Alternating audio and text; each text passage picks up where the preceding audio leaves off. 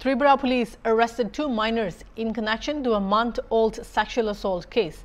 The victim, also a minor, remains hospitalized at South Tripura District Hospital following severe burn injuries sustained after hot water was poured on her private parts on July 24 this year.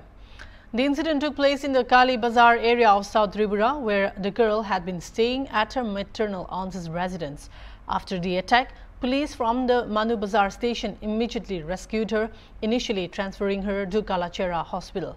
As her condition worsened, she was referred to South Tripura District Hospital in Sandir Bazar, where she continues to recover, though she remains under special care and medication.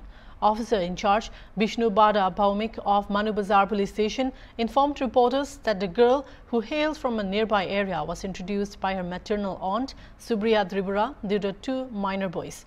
It was alleged that Subriya facilitated the boys in exploiting the girl due to her young age. One of the boys even proposed marriage, and the 2 exchanged garlands at a local temple. The incident occurred after a heated argument between the girl and one of the boys, leading him to pour hot water on her. Following the attack, both boys, along with the girl's maternal aunt and her husband, Sugandha Tripura, absconded. On Friday, police arrested both boys and they were presented before the Juvenile Justice Board. The police are actively searching for the girls' relatives who remain at large.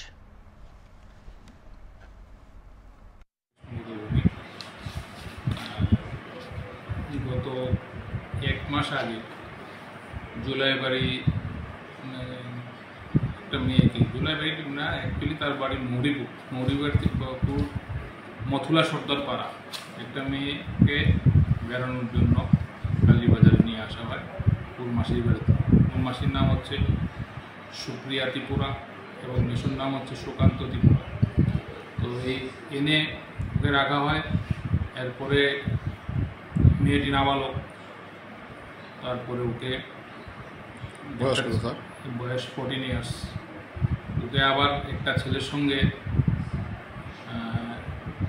খারাপ কাজে লিপ্ত করা হয়। সুপ্রিয়া ত্রিপুরার ইন্ধনে এই কাজটা হয় এবং সেই ছেলেটার বয়সও 14।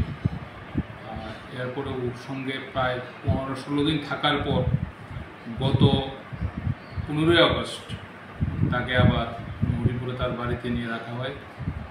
সেটাও সেই সুপ্রিয়া এবং তার হাজবেন্ডের নেতৃত্বেই করা হয়। ওইখানে 2 দিন থাকার পর 16 তারিখ বিকালে আরেকটা ছেলে, সেও নাবালক, তাকে ফোন করে সুপ্রিয়া ওইখানে নিয়ে যায়। নিয়ে যাওয়ার পরে ওই মেয়েটিকে, ওই দ্বিতীয় যেই নাবালক ছেলেটি, ওর সঙ্গে আবার কালীবাজারে পাঠায়। তো কালীবাজারে আসার পর ওকে একটা বিয়ের মতো করে নাটক করে ওকে বিয়ে দেওয়া হয়েছে বলে ওকে বোঝানো হয়। ওই মেয়েটি সরলতার কারণে এবং তার কম বয়সের কারণে সে কিছুই বুঝতে পারছিল না এবং তার পারিবারিক অবস্থা অত্যন্ত দরিদ্র হওয়াতে সে সব কিছুই মুখ বুজে সহ্য করছিল। কিন্তু এক সময় যখন দ্বিতীয় ছেলেটি ওকে আবার স্ত্রী হিসাবে পেতে চাইছিল, তখন সে প্রতিবাদ জানানো বিয়ের পরও 7 দিন ওর বাড়িতে ছিল। এবং একদিন সন্ধ্যার সময়,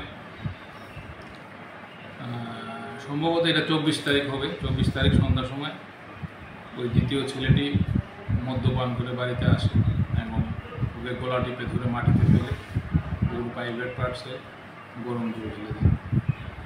তারপর দিন ওকে আবার বাড়িতে নিয়ে রেখে দিয়ে আসে এবং ওর মা বাবার সঙ্গে তারা কোনো যোগাযোগ করেনি। এই অবস্থায় এই মেয়েটি অসুস্থ হয়ে প্রথমে মৌরিপুর হসপিটালে ভর্তি হয়। এটা হলো 26 তারিখ। তারপর সেখান থেকে রেফার করা হয় 27/8/2024 ইংরেজিতে তাকে শান্তিরবাজার হসপিটালে রেফার করা। বর্তমানে সে ওইখানে চিকিৎসাধীন আছে। আমরা তদন্তকালীন সময়ে মেইন যে অপরাধী 2টি ছেলে, ওদেরকে আমরা গ্রেপ্তার করতে পেরেছি। বাকি সুপ্রিয়া এবং সুকান্ত ত্রিপুরা এখন পলাতক আছে। আমরা অবিলম্বে ওদেরকেও গ্রেপ্তার করে আদালতে। আসামিটির নাম? আসামি তো ওরা জুভেনাইল, ওদের নাম তো আমি বলতে পারবো না।